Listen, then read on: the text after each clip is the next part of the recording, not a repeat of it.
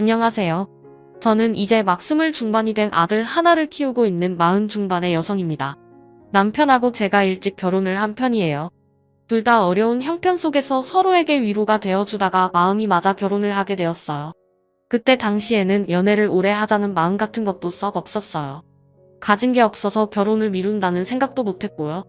그냥 하루라도 빨리 가정을 이루어서 안정적인 환경을 만들자고 생각을 했었습니다. 저희 남편도 마찬가지고요. 돈 한 푼 없어 정말 어렵게 살았어요. 저도 저지만 남편이 집에 빚을 갖고 있는 상황이라 참 어려웠습니다. 몸이 힘들어도 밤마다 늘 책상에 앉아 골똘히도 고민을 하던 남편은 그게 다 공부였다는 것을 증명하듯 투자 사업의 성공이 저희 가정을 일으켜 세웠습니다. 하나뿐인 아들이 중학교에 다니던 때였어요. 좋은 집으로 이사도 가고 아들이 먹고 싶다는 것 다 사먹일 수 있는 날들이 저희 부부에게는 예상치 못했던 큰 행운이고 행복이었습니다. 그런 저희의 마음을 아는 건지 삐뚤한 길 걷지 않고 늘 바른 길로만 자라와준 아들 녀석이 고등학교를 재학 중이던 때의 일이에요. 남편은 외국에 출장을 나가 있었고 저는 집에서 회사를 다니며 아들 학교를 챙겨보내고 있었어요. 그날은 조금 이상한 하루이긴 했어요. 일을 하다가 무심코 시계를 보았는데 딱 저의 아들이 학교를 마치는 시간이더라고요. 아들이 학교 마치면 학원으로 바로 가는데 지금쯤이면 학원이 있는 동네에 거의 도착했겠구나 하면서 금쪽 같은 아들 얼굴을 상상하고 있었어요. 시계를 보며 잠깐 생각에 빠진 찰나 다른 직원들이 하나 둘 가방을 들고 자리에서 일어났습니다. 퇴근 시간이지요. 먼저 퇴근해보겠습니다. 수고하셨습니다. 조심해서 들어가세요. 직원들의 인사 소리에 저도 퇴근이라는 해방감을 느끼며 느리게 짐을 챙기고 있었습니다. 징징하고 핸드폰이 진동하는 소리가 들렸어요. 짐을 챙기던 것을 멈추고 가방을 뒤져 핸드폰을 꺼냈는데 액정에 낯이 익은 이름이 떠 있었지요. 기분 좋은 이름 사랑하는 아들이 직접 저장해준 이름이었거든요. 웬일로 이 녀석이 이 시간에 전화를 다 주나 싶어서 설레는 마음으로 전화를 받았습니다. 그리고 들려온 것은 아들의 목소리가 아닌 낯선 이의 목소리였습니다. 여보세요? 유민수 씨 어머니 되시나요? 네. 누구신데 저희 아들 핸드폰을 어머니 여기 중앙병원입니다. 혹시 그런 경험 해보신 적 있으신가요? 너무 놀라면 귀가 멍해지고 세상의 모든 소리가 들리지 않는 경험이요. 통화 너머 들려오는 예상 밖의 말에 너무 놀라 심장이 쿵하고 바닥으로 떨어지는 것 같았습니다. 더 생각할 겨를도 없이 회사 슬리퍼도 갈아 신지 않고 뛰어가자 퇴근하던 직원이 저를 붙잡아 세웠습니다. 실장님 왜 그러세요? 무슨 일 있으세요? 아들이 병원에 있다는데 네 우선 제 차 타고 가세요. 지금 운전하시면 안 됩니다. 어디 병원이에요? 저희 병원까지 바래다 준 직원에게 고맙다는 인사도 하지 못하고 신발이 벗겨지도록 달려 병원으로 들어갔습니다. 저 멀리 누워있는 아들이 보였고 그때부터는 놀라고 혼란스러운 상황 속에서 엄마로서 침착해야 했습니다. 무슨 정신으로 수술이 시작되고 아들 회복을 기다렸는지 솔직히 자세히 기억나지 않습니다. 머릿속에는 온통 제발 무사해라 제발 무사하게 해주세요 하는 생각뿐이었거든요. 수술이 무사히 끝나고 회복실에서 나온 아들을 보는 제 마음은 지금도 차마 이루 설명할 수 없습니다. 아들은 다행히 목숨에는 지장이 없었지만 다리를 심하게 다쳐 평생 목발 신세를 지어야 할지도 모른다고 하더군요. 그 말 한마디로 고은이 두 눈을 감고 누워있는 아들의 얼굴이 그렇게 위태로워 보이더라고요. 깨어나면 얼마나 좌절할까 얼마나 아파할까 눈을 뜨고 고통에 몸부림치는 아들을 보며 정말 신에게 싹싹 빌어서라도 모든 고통을 대신 해주고 싶었습니다. 몰아친 폭풍은 잠잠해지지 않았습니다. 병원으로 한 남자가 찾아왔어요. 얼룩덜룩 상처가 있는 얼굴을 한 20대 초반 정도로 되어 보이는 어린 남자였습니다. 죄송합니다.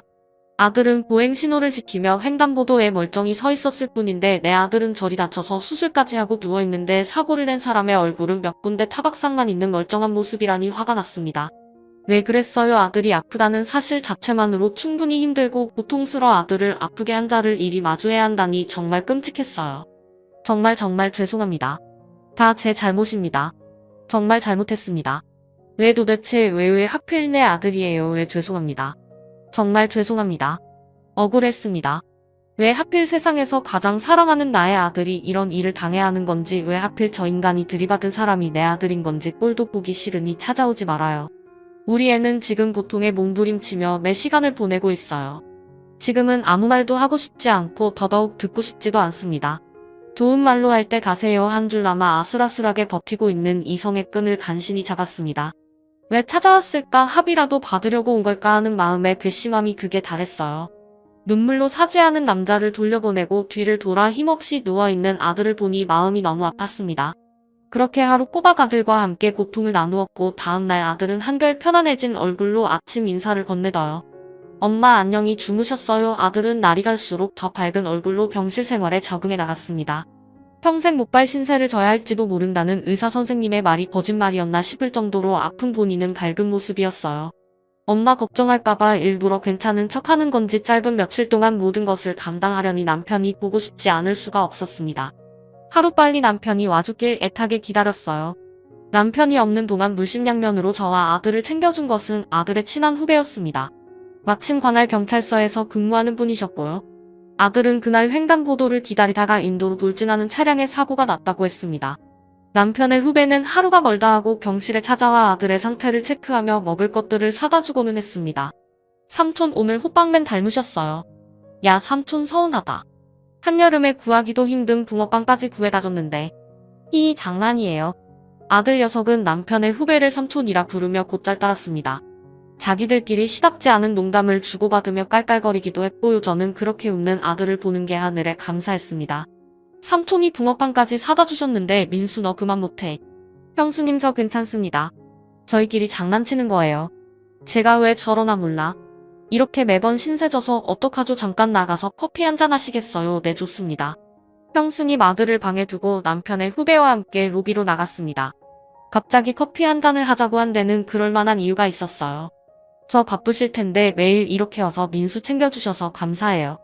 애 아빠가 피치 못할 사정으로 귀국이 늦어지고 있어서 부탁을 드린 모양인데 아무래도 무리한 부탁을 드린 모양이에요. 죄송하고 감사해서 앞으로 이렇게 자주 안 오셔도 돼요. 저도 매일 이렇게 민수 옆에 붙어 있고 하니. 더군다나 오늘 붕어빵 사와 주신 건 정말 제가 민수 따끔하게 뭐라 할게요. 아무리 장난이라 해도 저렇게 짓궂은 녀석인지 저도 오늘 처음 알았네요. 아유 괜찮습니다. 전 아이 때 애들이 다 그렇죠 뭐 엄청 아플 텐데 밝은 척하는 모습이 마음 아프기도 하고 형님 부탁인데 잘 수행해야죠 어우가. 이런 일이 없었더라면 좋았을 텐데. 저 형수님 그동안 제가 민수랑 형수님 심리적으로 안정부터 하시라고 일부러 말을 아꼈었는데 민수 저렇게 만든 사람 어떻게 하실까요? 혹시 합의 쪽으로 생각하고 계신지 가해자 쪽이 합의금을 줄 수 있는 형편이 안 돼서 오히려 가해자 쪽에서 합의를 원치 않고 있는 상황이라 벌을 받겠다 하네요. 자기가 다 잘못했다고. 근데 또 참 저도 어떻게 말씀드려야 될지 모르겠어서 많이 고민했는데 그 사람 있잖아요. 사고 당시에 놀라서 뛰어나왔는데 민수가 의식이 없고 숨을 안 쉬어서 주변에 있던 사람들한테 소리질러 도움 청하고 본인이 심폐소생술을 했었다고 해요. 사고를 내려고 운전대를 잡은 건 아니었을 테니 사람이 죽는 걸 막고 싶었던 거겠지요. 사고 목격자분이 그 당시에 증언을 해주셨는데 이야기를 듣고 나서 저도 기분이 묘하더라고요. 이걸 어떻게 말씀드려야 하나. 이렇게 되면 그 사람은 나쁜 사람인가 착한 사람인가 병주고 약 주고인가요? 정말 속상해서 미치겠어요. 형편도 좋지 못하다고 하니 사고를 당한 건 우리 민수인데 그 사람 벌을 주기가 왜 이렇게 미안한 건지 그렇죠. 저도 민수 다리만 저렇게 안 되었어도 형수님한테 그냥 용서해 주십사 말씀드려보려 했어요. 워낙 딱한 사람이더라고요. 이런 생각들을 하시는 것조차 시련인 걸 알기에 많이 고민하다 말씀드립니다. 아직 형님한테도 말씀 못 드렸어요. 긴 대화를 나누고 그분을 돌려보낸 뒤 돌아온 병실 TV를 보며 깔깔거리는 아들이 보였습니다. 여기저기서 들어온 병문안 간식들을 까먹고 있는 아들. 이제 영원히 다리를 절도거리며 살아야 할지도 모르는데 뭐가 그렇게 좋을까. 아들 재밌어. 응 완전 웃겨. 그동안 공부하느라 시간 없어서 TV를 못 봤잖아. 친구들이 이야기할 때 끼지도 못했는데 이제 태어나면 같이 이야기할 수 있겠다. 진짜 웃기네. 엄마 이모가 사오신 귤 더 있어. 귤 더 줄까? 응 너무 맛있다. 맛있어. 응 맛있어. 어쩐지 기분이 좋아 보이는 아들을 보며 제 마음을 돌아보게 되었습니다. 벌을 주거나 용서를 해야 한다면 그건 무조건 아들의 뜻에 따라야 한다는 걸 알면서도 제 억울함과 분통함에 아들에게 뜻 한 번 묻지 않았던 저를요. 억울하다면 아들이 더 억울할 것이고 아프다면 아들이 더 아픈 오늘인데 하지만 그렇게 제 마음을 돌아보면서도 아들이 다친 것이 억울하고 분통 터지는 일임에는 변한 것이 없었습니다. 어찌 자식이 이런 꼴이 되었는데 아무렇지 않을 부모가 세상에 있을까요? 억울하고 속상한 마음과 남편 후배가 했던 말이 자꾸만 마음속에서 겹쳐졌습니다.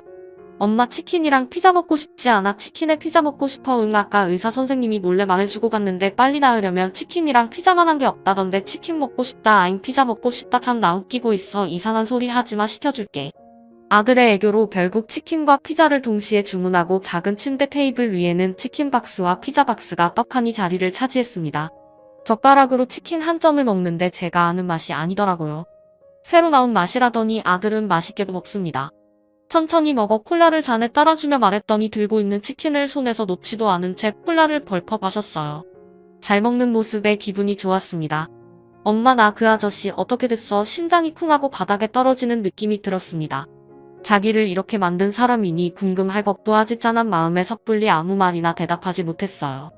혹시나 아이가 나쁜 마음을 품고 있지는 않을까 복수하고 싶다고 억울하다고 속내를 내비치면 그땐 어떤 말로 다독여야 하나 머릿속이 복잡해졌습니다. 이런 일을 당하고도 마음이 평온할 수는 절대로 없다고 생각했습니다. 잘못을 했으니 합당한 벌을 받을 거야. 아들은 별말 없이 치킨 하나를 손에 쥐고 맛있게 먹었습니다. 녀석에게 그 아저씨가 널 다시 숨쉬게 해주었다고 그래서 엄마는 지금 그 사람을 용서할까 한다고 말하면 뭐라고 대답할지 고민이 되었어요. 아들이 생각하고 있는 것과 다른 방향의 말이라서 엄마가 자신을 사랑하고 아끼지 않는다고 생각하면 어쩌지 자기한테 이런 일을 벌인 사람을 용서라도 하겠다는 거냐고 물어버리면 그땐 어쩌지 속이 답답해져와 치킨에는 손도 대지 않고 아들을 빤히 바라보았습니다. 눈 깜짝할 사이에 다리 한 조각을 순식간에 해치운 아들이 다시 입을 열었습니다. 근데 그 아저씨 무슨 벌 받아 감옥 가는 건 아니지 엄마 우리가 벌 안 받게 해달라고 하면 안 받을 수 있어? 그거 왜 물어보니? 사실 엄마 없을 때 그 아저씨가 찾아왔었어. 미안하다고 엄청 울면서 사과하더라.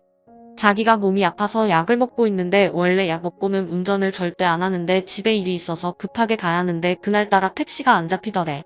그래서 운전을 했는데 졸음이 밀려왔대. 갓길에 세우려다가 그만 엑셀을 잘못 밟았다고 죽을 죄를 지었대. 법적 용서를 구하려고 하는 게 아니라 나한테 너무 미안해서 동생 같은 나이에 내가 이렇게 되어버린 게 미안해서 꼭 직접 사과를 하고 싶었다고 하더라고. 근데 엄마 나 마음이 너무 불편했어. 난 정말 괜찮은데 그 아저씨는 자꾸 죽을 죄를 지었대. 나한테 미안하다고 하는 것조차 미안하대. 난 정말 괜찮은데 너 괜찮아? 응 괜찮아. 그만큼 급한 일이 있었는데 사고 나는 바람에 못 가봤을 거 아니야. 내가 그때 횡단보도에 서 있지 않았더라면 어땠을까? 그 아저씨도 사고를 피하고 급한 발걸음을 다시 재촉할 수 있지 않았을까? 하는 생각이 들더라. 그리고 그때 분명 못 가봤을 텐데 어떻게 됐을까 궁금하기도 해. 말을 덤덤하게 마친 아들은 한 손에 피자를 들고 한 손에는 콜라를 들고 벌컥벌컥 들이켰습니다. 그 모습을 보고 있으니 꽉 막힌 제 속도 시원한 탄산과 함께 뻥 뚫려 내려가는 듯한 기분이 들었어요. 내가 그동안 내 아들을 잘못 알고 있었구나. 이렇게 마음씨 따뜻한 아이였구나. 오히려 그런 걱정들을 했던 제 자신이 부끄럽고 창피했습니다. 그때 누군가 병실 문을 두드렸습니다. 문을 열자 그 남자가 서 있었습니다. 호랑이도 제 말하면 운다더니 저는 깜짝 놀라 활짝 열었던 문을 슬며시 반쯤 닫았습니다. 엄마 누구야? 정말 죄송합니다. 다 제 잘못입니다. 찾아오지 말라고 하셨지만 지난번 병실에 누워있는 환자분을 보고 모습이 잊혀지지가 않아 다시 찾아오게 되었습니다. 너무 죄송합니다. 이 죄를 어떻게 치르고 갚으면 될지 모르겠습니다.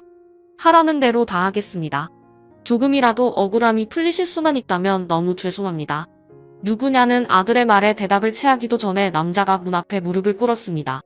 연신 눈물을 흘리며 사과를 하는 남자 우리의 억울함을 풀어주기 위해서라면 뭐든지 하라는 대로 다 하겠다는 남자 끽해봐야 23살쯤 되어 보이던 그의 땐 얼굴이 며칠 세 끼니 한 끼도 못 챙겨 먹고 지냈는지 죽상이 되어 있었습니다.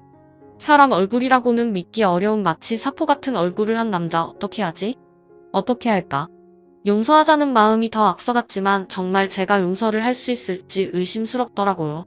그때 고민하는 엄마를 가만히 보고 있던 아들이 도리어 남자를 나무라며 말했습니다. 아저씨, 저 진짜 괜찮다니까요. 너무 그렇게 눈물 흘리시니까 꼭 제가 죽은 사람 같잖아요. 아들의 말에 병실에 묘한 냉기가 돌았습니다. 그냥 말일 뿐인데 가슴이 철렁했어요. 그래 죽을 뻔했었지. 주체 안 되는 공포가 그제야 밀려왔습니다. 일이 일어나고 나서도 실감이 나지 않을 때가 종종 있지요. 아들이 죽을 수도 있었다는 사실은 쉽게 현실로 각인되지 않습니다. 뒤늦은 현실 자각으로 제 눈에 눈물이 차오르는 것과는 달리 아들의 말에 억지로 눈물을 멈춘 남자가 다시 한번 미안하다고 사과를 했습니다. 바닥에서 누가 끌어당기는 것도 아닌데 바닥에 꿇고 있는 무릎보다 더 아래로 고개를 숙이는 남자. 사람이 어떤 잘못을 했건 누군가에게 저렇게까지 싹싹 빌며 사과를 할 수 있을까 살면서 그런 사과를 해본 적이 있는지 생각해봤습니다. 혹은 누가 내게 그런 사과를 한 적이 있었던가 복잡한 생각이 머릿속을 한참 휘젓고 아니 아들이 한마디 했습니다. 아 배불러.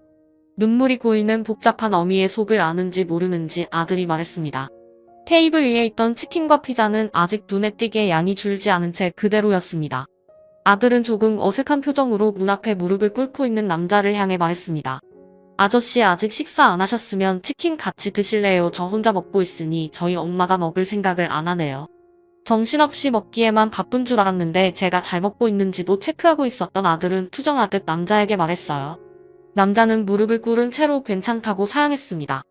안절부절 어쩔 줄 몰라 하는 숙여진 뒤통수는 영락 없는 학생입니다. 아니 얼핏 뒤통수만 봐서는 저희 아들과 친구라고 해도 믿을 만한 모습이었어요. 그러지 말고 같이 드세요. 여기 진짜 맛있어요. 제가 어떻게 무슨 염치로 같이 먹습니까? 괜찮습니다.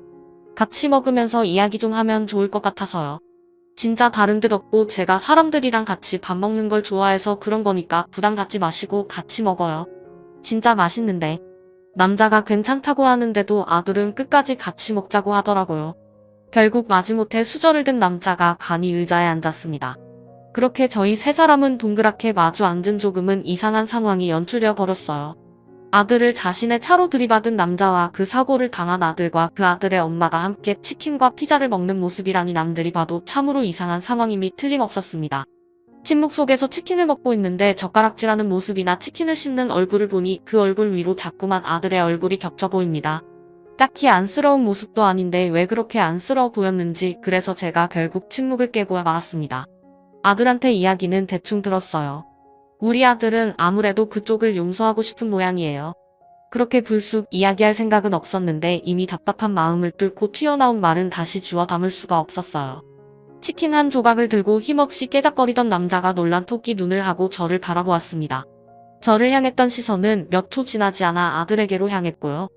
눈이 마주치자 아들은 끄덕잡게 고갯짓을 했어요. 저와 아들의 말이 이해가 가지 않는다는 듯 남자는 몇 번이고 더 되물었습니다. 네, 정말요. 저를 용서하실 수 있으시겠어요? 네. 자긴 정말 괜찮다 하네요.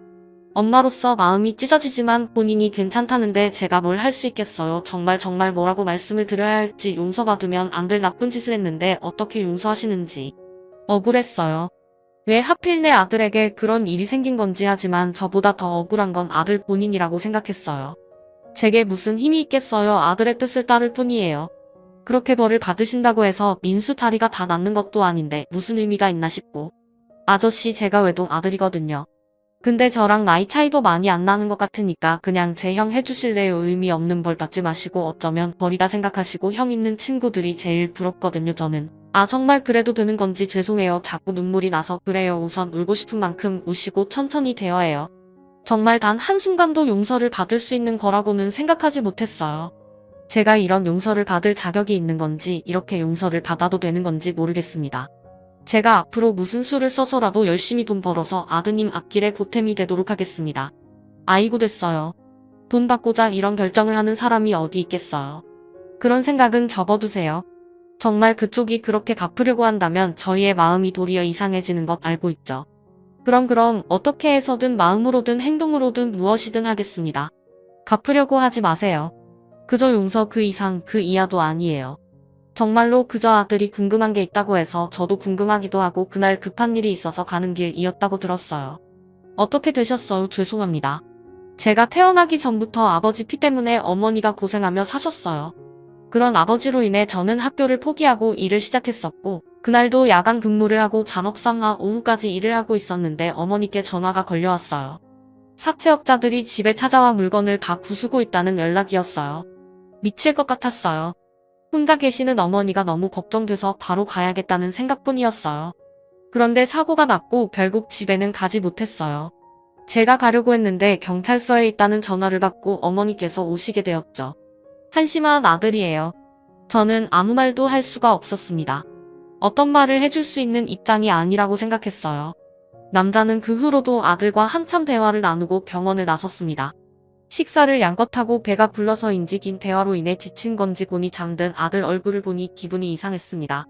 자기를 다치게 한 미워해도 괜찮은 상대를 형으로 삼고 싶다는 저 아이의 마음속에는 무엇이 있었던 걸까요? 엄마로서 그리고 어른으로서 아들의 그런 행동은 참 많은 생각을 하게 되더군요. 그리고 자연스레 그 남자에게 남아있던 미움과 원망들이 조금씩 누그러들고 있는 저를 발견하게 되었습니다. 다음 날 출장 갔던 남편이 귀국하자마자 병원으로 달려왔습니다. 아들의 다리를 보며 한참 오해하던 남편, 그러다 아들의 말을 듣고 충격에 빠지고 말았습니다. 어떻게 용서할 수가 있어. 다들 어떻게 된 거 아니야. 속상하고 억울한 마음에 어쩔 줄 몰라 하는 남편을 보고 있으니 사고 당일, 아니 며칠 전까지의 제 모습을 보는 것 같아 마음이 쓰라렸어요. 이 이야기를 듣고 계신 분들도 어느 정도는 공감하실 쉽지 않은 용서니까요. 그렇게 한동안 남편은 용서하겠다는 아들의 결정을 쉽게 받아들이지 못하는 듯 했으나 며칠 지나지 않아 결국 제가 그랬던 것처럼 용서를 하게 되었습니다. 당신도 이제 받아들이기로 한 거야. 응, 민수 저 녀석 뜻이 그렇다는데 어쩌겠어. 그리고 여보 기억나지? 나도 엄마가 나 혼자 키우시다 싶어 했잖아. 아버지 빚 갚기 바쁘셨고, 알지 여보, 당신 학교도 제대로 안 다니고 돈 벌어 빚 갚아드리기 바빴잖아. 그때 생각이 났어. 응, 솔직히 생각 많이 나더라. 얼마나 힘든지 알기에 나야 이제 빚 다 갚았지만 그 친구는 아직 진회형일 거고, 그 상황에 법적 처벌까지 받게 되면 아무리 본인이 마음먹었다 한들 심신이 많이 괴로울 거야. 그 마음을 아는 내가 모른 채 한다는 게 사람의 도리가 아닌 것 같기도 해. 그러고 보니 그때 그 시절 당신이랑 많이 닮았네. 저 남편은 그 남자를 선처하기로 결정하고, 남자는 아들이 태어나는 날까지 그 전보다 훨씬 더 많은 죄송과 감사를 하고 난 후에야 일상으로 돌아갈 수 있었습니다. 아들의 퇴원 전날 어김없이 찾아온 그 남자에게 제가 그동안 하고 싶었던 신신당부까지 해두었습니다. 제발 밥 잘 챙겨 드세요. 지금 거울 좀 봐요. 얼굴이 그새 너무 상했어. 밥 잘 챙겨 먹고 건강해야 민수 형처럼 보이지. 이대로 가다간 민수가 형 소리 듣겠어요. 아들은 퇴원을 했고 다시 학교 생활을 시작했습니다. 잘 걷지 못하는 아이를 둔 엄마의 마음은 매일매일이 가시밭길이었어요. 어린아이가 아니라서 학교와 집만 왔다 갔다 하지도 않기 때문에 혹여 방심한 사이 무슨 일이 생길세라 늘 불안했습니다. 아들과 함께 길을 걸을 때면 괜히 사람들이 아들 다리만 보는 것처럼 느껴질 때도 있었습니다. 하지만 그런 제 마음이 매우 잘못된 마음이라는 걸 알고 있었고, 아들이 더 당당하게 걸을 수 있도록 저 스스로부터 마음을 굳게 먹어야 했지요. 다리가 그렇게 되니 할 수 없는 것들, 하고 싶지 않아져 버린 것들이 늘어났지만 그럴 때마다 저는 아들에게 할 수 있는 것들과 하고 싶어하는 것들을 찾아주기 위해 노력했습니다. 가끔 아들이 혼자 방문을 굳게 닫고 들어가 있을 때면 그러지 않으려 해도 불안한 마음이 가슴 한편을 불편하게 참지 못하고 노크를 해보기도 했습니다. 저의 불안함보다 몇 배는 더 불안하고 힘들었을 아들, 하지만 아들은 여전히 웃는 얼굴입니다. 아들의 강한 정신력 덕분에 우리 가족도 흔들림 없이 잘 버텨왔습니다. 아들은 정상인처럼 걸을 수 있기를 희망하며 재활치료도 게을리하지 않았어요. 어리광이 많은 녀석이라 그새 울상지으며 포기할 줄 알았는데, 사고 이후로 꽤 듬직해진 아들은 힘든 재활을 하면서도 단 한 번도 힘들다는 말을 하지 않더라고요. 근데 그게 저와 남편에게만 해당되는 일이더군요. 여보세요? 아주머니, 저 민수가 많이 취했는지 집에 갈 생각을 안 해요. 또 술 마시고 너 찾아갔어. 아휴, 20살 되자마자 아주 고삐가 풀렸구만. 일하고 있는 형한테 민폐되게 뭐 하는 짓이람. 얼른 데리러 갈게요. 미안해. 매번 고등학교를 졸업하고 친구들이랑 술 약속이 잦은지 잘 마시지도 못하는 술을 가득 마시고는 곧장 집으로 오지 않고 꼭 형이 있는 곳으로 가는 아들입니다. 그날도 그렇게 연락을 받고 그 아이가 일하고 있는 회사로 민수를 데리러 갔어요. 정말 미안하고 낯이 뜨거웠습니다. 매번 미안해서 어떡해요. 그러지 말라고. 타일러도 술만 마시면 왜 집 놔두고 형을 찾아가는 건지 아니에요. 민수가 제법 귀여워요. 이렇게 술 마시고 온 날은 자기 재활 치료한 이야기를 꼭 해주거든요. 오늘은 어디가 아팠다. 지난주엔 어디가 아팠다. 호호해달라고 할 때도 있어요. 이 덩치 큰 산에 가요. 진짜요. 저희 앞에서는 재활 이야기 일절 안 하는 아이인데 애먼 곳에 가서 어리광을 피우고 있었네요. 그동안 쓱 큰일이에요. 아무래도 아주머니 아저씨보다 제가 더 든든한가 봐요.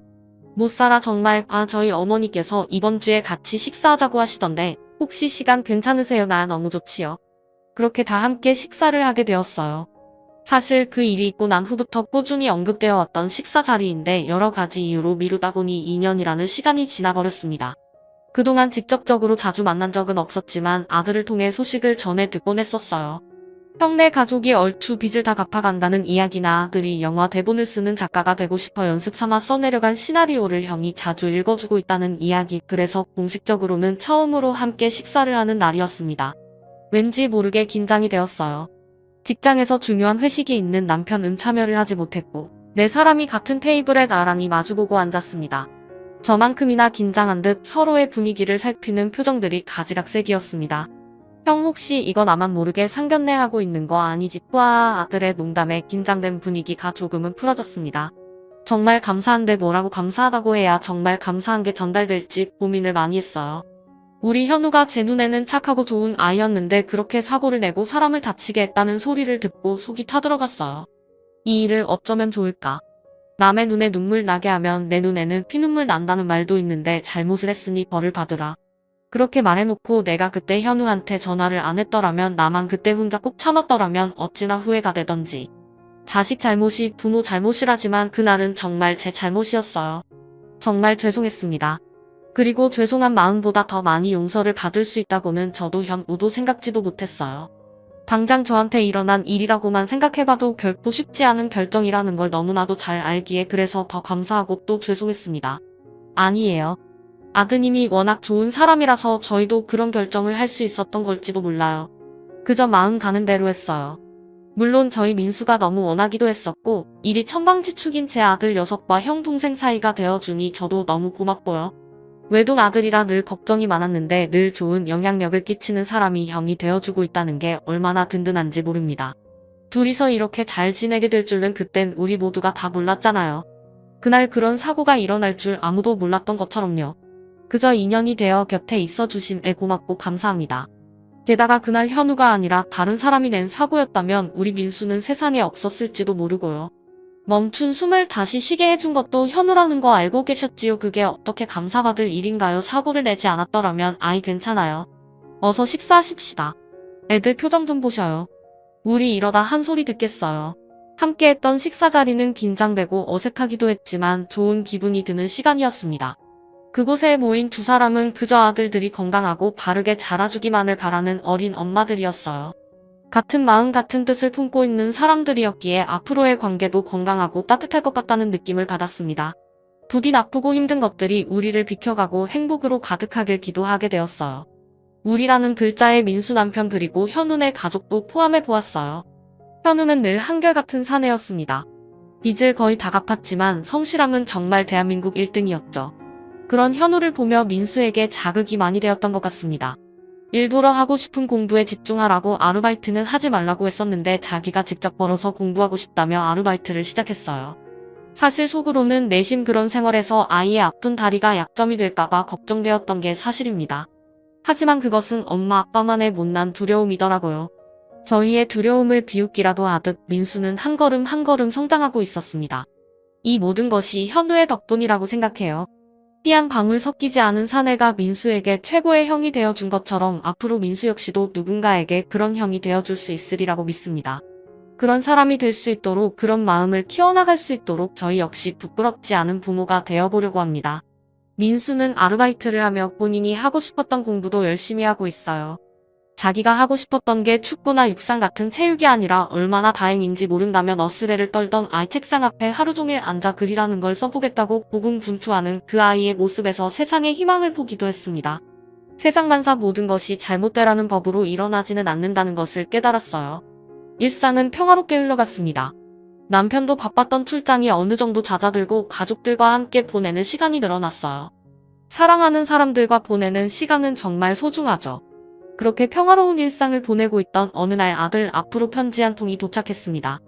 현우가 보낸 편지였어요. 늘 웃고 생글생글했던 아들이 편지를 붙들고 벼랑간 눈물을 흘리는 것이 아니겠습니까? 갑자기 심장이 두두두두하고 빠르게 뛰었습니다. 아들의 눈물에 당황한 저는 편지를 빼앗았습니다. 그리고 심호흡을 하며 편지를 읽어 내려갔어요. 내용은 이렇습니다. 민수 잘 지내지 형은 민수 너의 말대로 긍정적인 생각을 하려고 노력하면서 살고 있어 다리는 좀 어때 얼마 전 만났을 때 많이 좋아진 모습에 가슴이 뭉클했다. 거의 매일 보다시피 하는 사이인데 갑자기 웬 편지냐고 너한테 줄 게 있어서야 지난번에 내가 말했던 영화 감독님이 주최하는 강연 티켓이야 어떻게 구했는지는 묻지 마라 형 엄청 힘들었다. 초등학교 후배 중에 아직 연락을 하고 지내는 친구가 있는데 그 친구가 영화 쪽에서 일을 해서 부탁하게 됐어. 근데 한 가지 문제점이 있어. 그 친구랑 함께 가야 할 것 같아. 긴 이야기는 다음에 만나서 해줄게. 그동안 열심히 운동하고 추신 그 친구 예쁘다. 그러니까 멋지게 하고 갈 건 내 꿈의 징검다리가 되어주고 싶은 현우 형이. 진수 너 영화감독 강연 티켓이라니 형이랑 언제 이런 이야기도 했었어. 그럼 나 형이랑 꽤 친해졌잖아. 형이 좋아하는 이야기, 내가 좋아하는 이야기 나누다 보니 그렇게 됐어. 근데 나 정말 상상도 못했다. 엄마 어떡하지? 너무 기뻐서 말이 안 나와. 아들은 진심으로 기뻐했습니다. 아들이 마냥 영화를 좋아하고 그쪽으로 꿈을 가지고 있다는 것쯤은 알고 있었지만 그 꿈을 이루게 해주기 위해 어떤 것을 해줘야 하는지 잘 알지는 못했어요. 그저 열심히 하라는 말, 더 많이 공부하라는 말, 어쩌면 똑같은 말만 하는 엄마 아빠보다 조금 다른 각도에서 자신을 바라봐 주었던 현우 형에게 더 큰 힘을 얻고 있었는지도 모르겠습니다. 현우가 보낸 편지 중 마지막 말이 저의 가슴에 와닿았어요. 꿈의 징검다리가 되어주고 싶다. 어쩜 이렇게 표현도 예쁘게 하는지 나는 민수에게 그리고 남편에게 어떤 사람인지 생각하게 되는 문구였습니다. 그리고 민수는 현우에게 어떤 사람이 되어주고 싶을까 궁금해지기도 했어요. 아픈 몸을 이유로 남을 원망하거나 미워하지 않고 용서를 택했던 아이 저 또한 선처를 베풀어 현우가 처벌받지 않기를 원했지만 과연 민수의 말이 아니었더라면 끝까지 그 결정을 유지할 수 있었을지 잘 모르겠습니다. 나이가 많다고 세상을 더 살았다고 어린 아이들보다 더 훌륭한 선택을 하며 살지는 않는 건가 봐요. 그들에게 더 배울 점이 많다고 느끼는 요즘입니다. 그때 그런 선택을 하지 않고 현우를 메모리하게 됐더라면 지금 우리 아들 곁에 이렇게 좋은 사람이 함께할 수 없었겠지요. 현우는 매번 저를 만날 때마다 그때의 그 감사한 마음을 어떻게 갚아야 할지 모르겠다고 이야기하지만 지금 민수 곁에서 이렇게 좋은 형이 되어주고 있는 그 자체만으로도 저에게는 무엇과도 바꿀 수 없는 커다란 보답이라는 걸 현우가 부디 깨닫기를 바랍니다. 저의 아들 민수 역시 그때의 당차고 따뜻했던 마음가짐을 잊지 말고 오래오래 좋은 사람으로 성장할 수 있기를 바랍니다. 그리고 무엇보다 저 자신도 언제나 좋은 생각을 배우려는 마음가짐으로 거만하고 자만하지 않고 살아가려고 합니다. 미워하지 않는 마음, 사랑하는 마음 그 두 가지로 절망 속의 아들을 구해냈던 그때처럼요. 혹 누군가는 저의 이야기를 듣고 아들을 그렇게 만든 나쁜 사람을 어떻게 용서하냐 말이 안 된다 하실지도 모르겠어요. 그런 생각을 하시는 분들께도 역시 잘못된 생각만은 아니라고 말씀드리고 싶습니다. 저 역시 그런 선택을 하면서도 선택을 하고 나서까지도 몇 번이나 스스로에게 되물었던 질문이었으니까요. 하지만 여러분 꼭 용서하지 않고 미워하는 것만이 정답이라고 생각한다면 저는 그 말에 반대합니다. 지금 혹시 마음속에 미워하고 있던 누군가가 있다면 한번 용서해보는 건 어떠세요? 시작이 정말 어렵다는 것 저도 알아요. 용서하려는 시도를 통해 더 단단하고 편안해진 마음을 갖게 되실 거예요. 이야기를 들어주신 모든 분들이 마음이 편안하고 따뜻해지기를 진심으로 바랍니다. 이제 정말 겨울이 오나 봐요. 짧게 인사하고 떠난 가을이 얄미운 시기네요. 하지만 그런 얄미운 가을조차 용서하며 더 따뜻할 각오로 겨울을 맞이해봅니다. 모두 감기 조심하세요. 감사합니다.